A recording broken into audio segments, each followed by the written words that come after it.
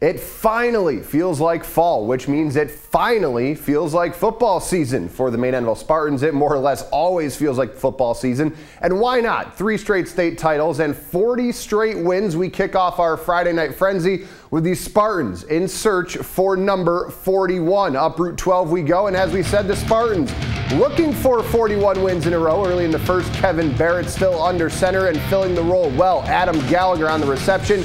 7-0 Spartans, but the Tornado hanging in there. Cole Riffenberg keeping it on the ground and taking it 26 yards for the score.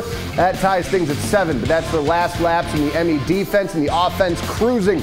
The youngest Gallagher, that's Drew, 30 yards and finding pay dirt, and the Spartans cruising.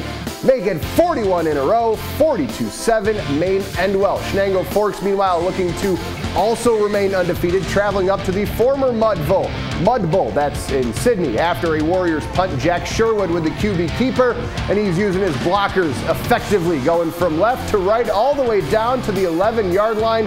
Give him 32 yards on the run. That's impressive from a QB. On the next play, just from 11 yards out, Ryan Bronson going right up the gut. That's a touchdown, and that makes it 7-0 for the Blue Devils. And Sidney could not stop the run even when they planned to. Cody Lamont goes out right, and only one arm hits him as he rolls in for the 5-yard score. Forks leading this one 55-0 in the third, and we'll have a final score on our football blog as well as 4th and goal on Sunday. The Golden Bears looking to remain undefeated in this young season, hosting Elmira. Late second half, Express up 8-6 on 3rd and 5, but Jerry McPeak is brought down in the backfield by Corey Chaburka. So we go 4th and 7. Bears need to stop, but McPeak bringing out the best of Camera Boy and sneaking in from the 10 for the score. It's 14-8 Elmira. Then in the third, it's more Express boarding this train. This one for much closer, but same player, same result. Touchdown. Elmira and the Golden Bears fall for the first time, 44-6. Another East versus West matchup, and this one everything you could hope for unless you're a defensive coordinator. Early third, Patriots leading, Blue Raiders to the air, Ben Clark to Tyler Washer. That's a 40-yard touchdown strike. Pat's lead is cut to single digits. Binghamton driving, but inside the 10, and on 4th and 2, Dan Selepak only gets one of those, and it's a turnover on downs.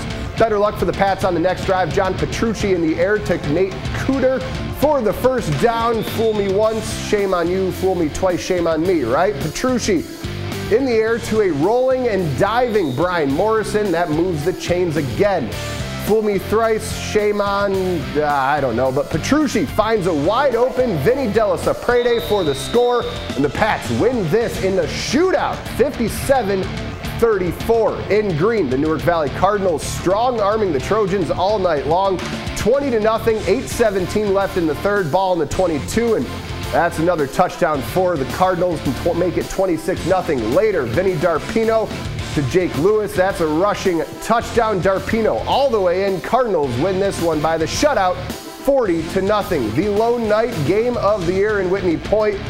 Eagles hosting Blackhawks in this one, a defensive battle early. Third down, Lane Berry to Nick Neer, and he remains far from the first down line. Oxford forced a punt. Third down for the Eagles now. The handoff to Nicholas Hoos, but he's brought down in the backfield by Brian Simpson to force a punt.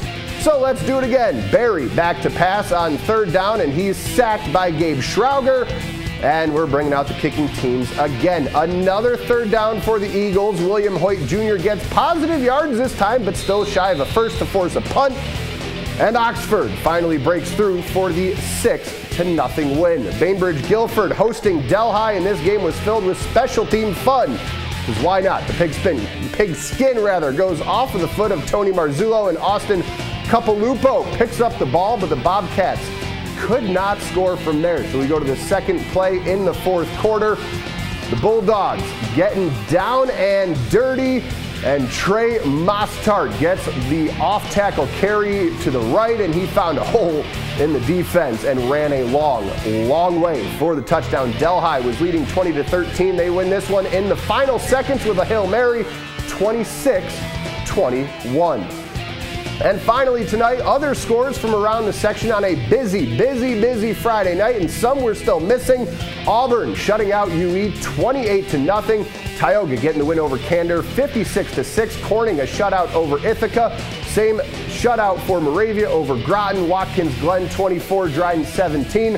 And you can see the rest. Look at that one. Owego picking up the OT win over Windsor, 18-12.